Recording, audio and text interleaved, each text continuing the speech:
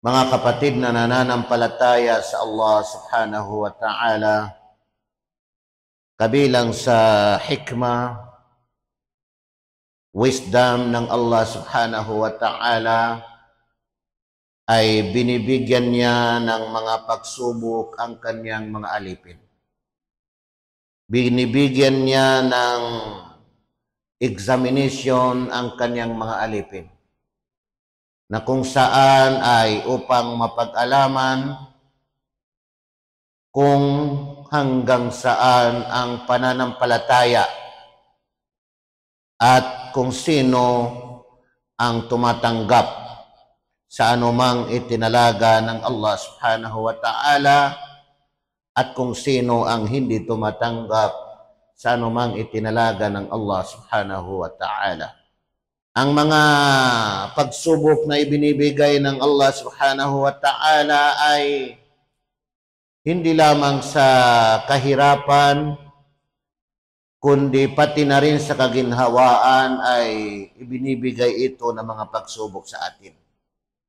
Mararamdaman natin na masagana, maginhawa ang ating pamumuhay.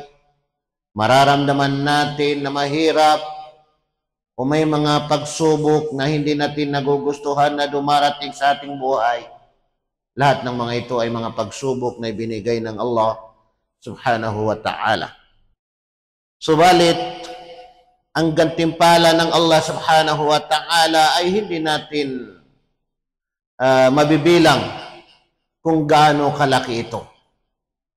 Sapagkat ayon sa naisalaysay ni Anas bin Malik, kalugdan siya ng Allah subhanahu wa ta'ala, na sinabi ni Propeta Muhammad sallallahu alaihi wasallam, "Inna izamal jazai ma'a izamil bala." Katotohanan na ang malaking gantimpala ay kasama ng malaking pagsubok.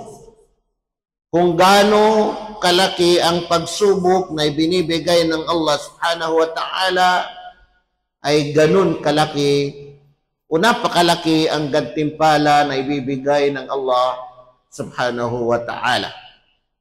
Wa inna Allah idha ahabba qauman ibtalahum. At katotohanan na ang Allah ay kapag minahal niya ang mga tao ay bibigyan niya sila ng mga pagsubok. Kapag minahal ng Allah ang mga tao ay bibigyan niya ng mga pagsubok. Ang mga lipon, ang mga magkakasama, ang mga Muslim, pag minahal ng Allah subhanahu wa ta'ala ay bibigyan niya ng mga pagsubok. Ibig sabihin na ito ay isang tanda na ang mga pagsubok na dumarating sa atin, mga kapatid, tanda ng pagmamahal ng Allah subhanahu wa ta'ala.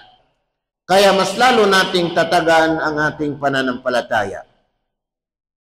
Faman radiya falahu rida, wa man sakhita falahu sukhط. At ang sino mang tanggapin niya ng malugod sa kanyang puso, bukal sa kanyang puso, tatanggapin niya itong pagsubok na ibinigay ng Allah subhanahu wa ta'ala, ay mapa sa kanya ang rida, ang pagkalugod ng Allah subhanahu wa ta'ala.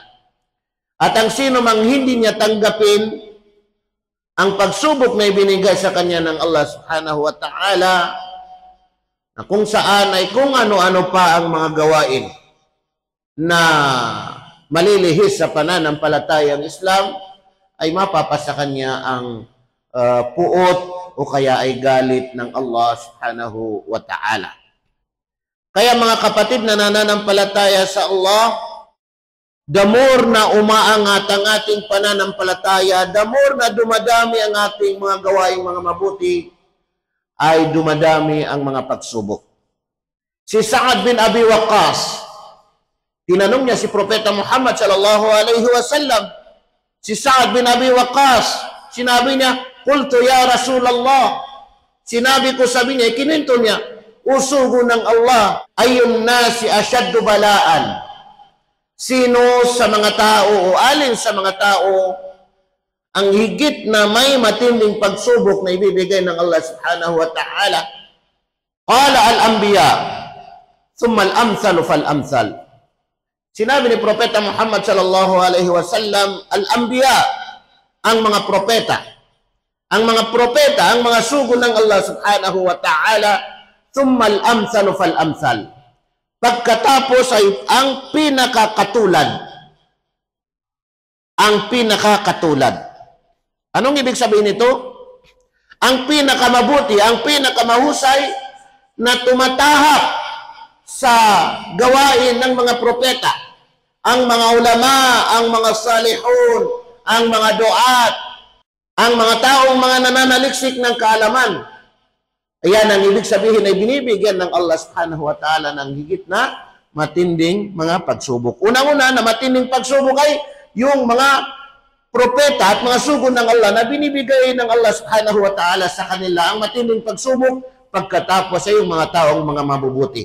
Yung mga taong pinakamahusay, pinakamalapit sa ibig sabihin gawain ng mga propeta o mga sugo ng Allah subhanahu wa ta'ala. Kaya naman mga kapatid na nananampalataya sa Allah subhanahu wa ta'ala, lagi nating panatilihin sa ating mga sarili ang matatag na pananampalataya sa Allah subhanahu wa ta'ala at huwag nating ipagpapaliban ang panalangin, ang paghihingi sa Allah subhanahu wa ta'ala sapagkat tatanggapin ng Allah subhanahu wa ta'ala ang ating panalangin. Hindi lamang para sa ating mga sarili ang mga dua, ang mga panalangin natin, kundi para sa ating mga kapatid.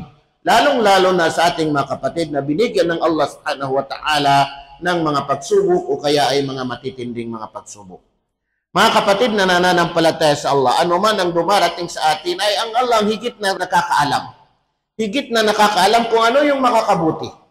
Sinabi ng Allah subhanahu wa ta'ala, وَعَسَىٰ أَن تَكْرَهُوا شَيْئًا وَهُوَ خَيْرٌ لَكُمْ وَعَسَىٰ أَن تُحِبُّوا شَيْئًا وَهُوَ شَرٌّ لَكُمْ وَاللَّهُ يَعْلَمُ وَأَنتُمْ لَا تَعْلَمُونَ.